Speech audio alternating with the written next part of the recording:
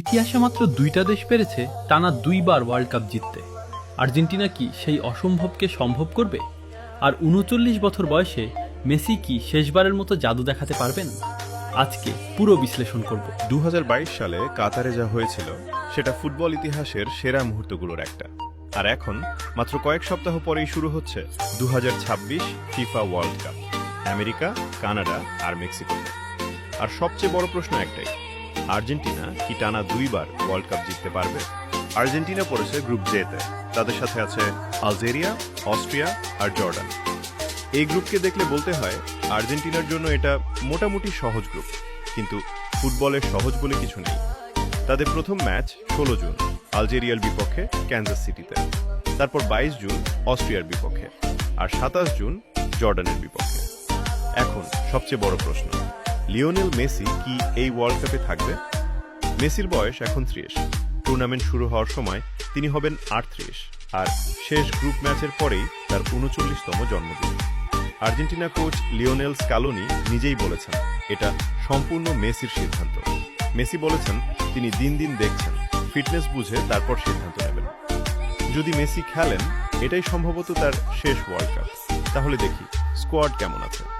গোলরক্ষকে আছেন Emiliano Martinez, ২০২২-এ যিনি penalty শুটআউটে ফ্রান্সকে হারিয়েছিলেন। ডিফেন্সে আছেন ক্রিস্টিয়ান রোমেরো আর লিসান্দ্রো মার্টিনেজ।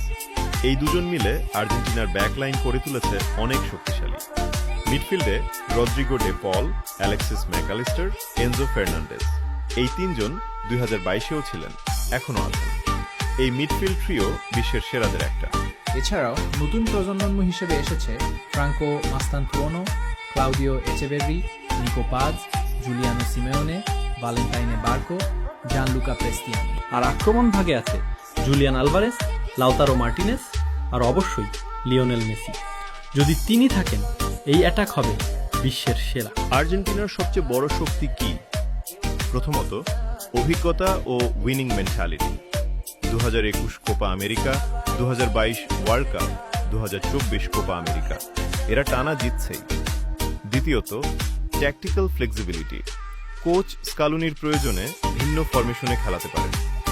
তৃতীয়ত, এমি মার্টিনেজ ফ্যাক্টর। পেনাল্টি শুটআউটে এই গোলকিপার প্রায় অজয়।